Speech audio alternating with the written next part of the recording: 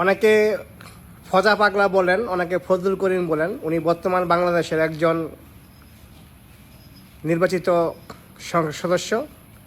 তার একটি জলময় বক্তব্য শুনলাম ৭১-এর মুক্তিযুদ্ধের সম্পর্কে, এবং উনি বলেছেন এখানে লালন সঙ্গীত শিল্পকলা বন্ধ হয়ে গেছে। শিল্পকলার সাথে লালন সঙ্গীতের সাথে বাংলাদেশের ৭১-এর সাথে কোনো সম্পর্ক নাই। আর আমার প্রশ্ন, উনি যে কথাটা বলেছেন যে ৭১-এর মুক্তিযুদ্ধরা যদি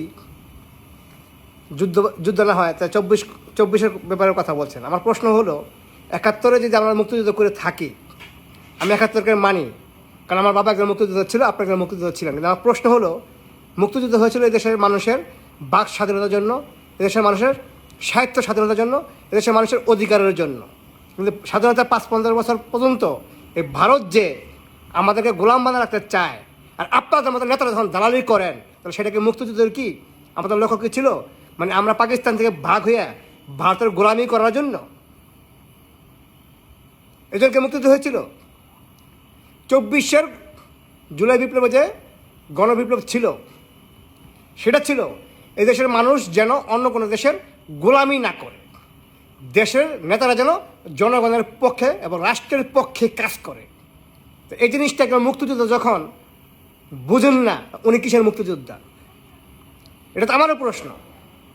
আপনি ফজা পাগলা, আপনি আজকে বিএনপির একজন নেতা, আজকে আপনার সংসদের নেতা, যখন বাংলাদেশের মহান স্বাধীনতার ঘোষক তার স্ত্রীকে বেগম খালেদা জিয়াকে ২ কোটি টাকার মিথ্যা মামলা দিয়া কারাবন্দী করেছিল, আপনার মতন মুক্তিযুদ্ধের চেতনা তখন কোথায় ছিল?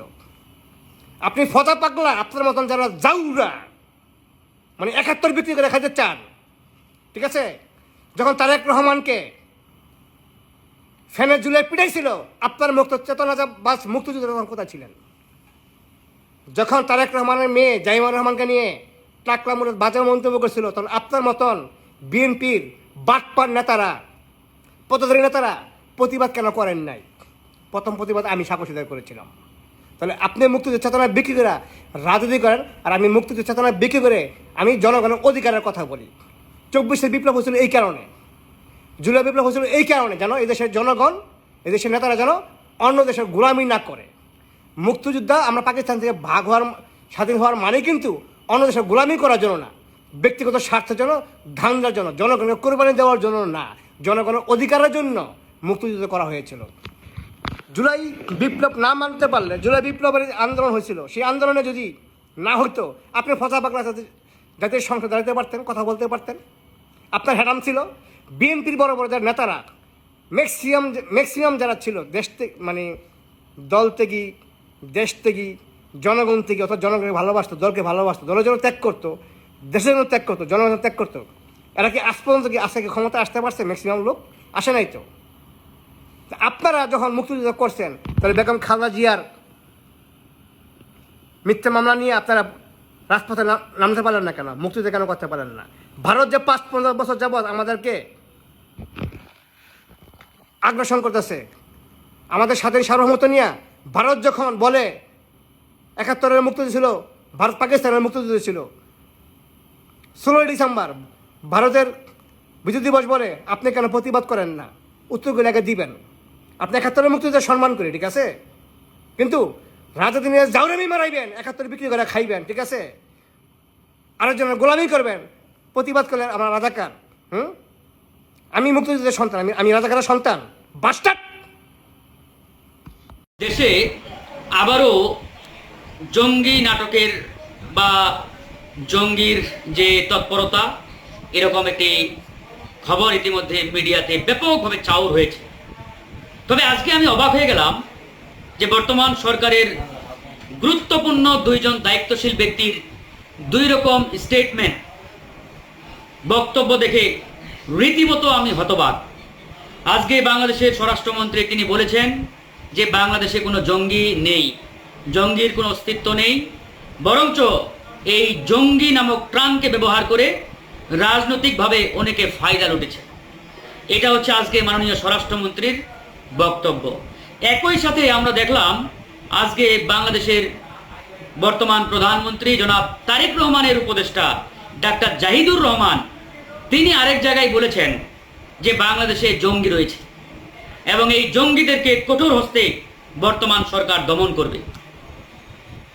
আমরা রীতিমতো হতবাক যে আমরা কার কথার উপরে আস্থা রাখবো, কার কথার উপরে বিশ্বাস রাখবো, তারেক রহমান সাহেবের ওই উপদেষ্টার উপরে নাকি তারেক রহমান সাহেবের স্বরাষ্ট্রমন্ত্রীর উপরে। এটি যদি আমাদের বর্তমান সরকার প্রধান তিনি যদি পরিষ্কার করেন তাহলে আমাদের জন্য বুঝতে সুবিধা হয় যে উনার স্বরাষ্ট্রমন্ত্রী বলেছেন জঙ্গি নাই আর উনার উপদেষ্টা বলেছেন জঙ্গি আছে, আসলে আমরা কোনটা ধরে নেব। এই জন্যই আমরা বলেছি যে জনাব তারেক রহমান সাহেবের যে সরকার, এই সরকার যদি ভবিষ্যতে কোনো ঝামেলায় পড়ে ফেইলিওর হয় তার জন্য দায়ী বিরোধী দল বা অন্য রাজনৈতিক দলগুলো নয়, দায়ী হবে উনার চতুর্দিকে বসা এরকম হাইব্রিড মার্কা লোকজন। এই জন্য আমরা বারবার বলে আসছি যে আপনার ডানে বামে সামনে পিছনে কাদেরকে বসিয়েছেন একটু চিন্তা ভাবনা করে বসাবেন, আর যাদেরকে ইতিমধ্যে চেয়ারে বসিয়েছেন তাদেরকে মনিটরিং করেন কার এজেন্ডা বাস্তবায়নে আজকে এরকম একটা জঙ্গি ইস্যুকে আবার সামনে আনা হয়েছে। আমরা বিগত 15-16 বছর দেখেছি আওয়ামী লীগ এই জঙ্গি নাটক খেলা খেলেছে এবং এই জঙ্গি নাটকের খেলায় বিরোধী দলকে কিভাবে দমন পীড়নের মাধ্যমে নিপীড়ন চালিয়েছে। ঠিক একই জঙ্গি নামক খেলা যদি আবারও কেউ শুরু করার চেষ্টা করে এটা বাংলাদেশের জনগণের জন্য ভালো ফল বয়ে আনবে না। তাই আমরা বলতে চাই আজকে জনাব তারেক রহমানের উপদেষ্টা ডাক্তার জাহিদ সাহেব যে একটি নতুন খেলায় মেতে উঠেছেন, আজকে জনগণের সামনে পরিষ্কার করতে হবে কার এজেন্ডা বাস্তবায়নে তিনি বাংলাদেশে এই জঙ্গি নাটকের খেলা ইতিমধ্যে শুরু করেছেন। কারণ আজকে স্বরাষ্ট্রমন্ত্রী ক্লিয়ার করে দিয়েছেন আমি স্বরাষ্ট্রমন্ত্রীর কথায় আস্থা রাখবো, কারণ তিনি বাংলাদেশের আইন শৃঙ্খলার দায়িত্বে রয়েছেন। স্বরাষ্ট্রমন্ত্রীর কাঁধে দেশের শৃঙ্খলার দায়িত্বে রয়েছে, মানে দায়িত্ব অর্পণ করা হয়েছে। সুতরাং স্বরাষ্ট্রমন্ত্রী যে বক্তব্য দিয়েছেন আমি সেই কথার উপরে আস্থা রাখবো। আর ডাক্তার জাহিদ সাহেবরা যে বক্তব্য দিয়েছেন এই কথার উপরে আমার আস্থা নেই, বরং আমার মনে হয় তারা ভিনদেশী কোনো এজেন্ডা বাস্তবায়নে গভীর চক্রান্তে তারা লিপ্ত রয়েছে এবং এই দেশকে কিভাবে বিপদে ফেলা যায়, দেশের মানুষকে কিভাবে বিপদে ফেলা যায়, জনমনে কিভাবে আতঙ্ক তৈরি করা যায়, এই আতঙ্ক তৈরি করার জন্য হয়তোবা তারা এই খেলা ইতিমধ্যে শুরু করেছেন। ইন দ্য মিন টাইম তারা এখানে আবারও ফ্যাসিবাদের দোষরদেরকে নানাভাবে পুনঃপ্রতিষ্ঠা করার জন্য নতুন এক মিশন বাস্তবায়ন করছে কিনা এটাও কিন্তু জনমনে ইতিমধ্যে প্রশ্ন দেখা দিয়েছে।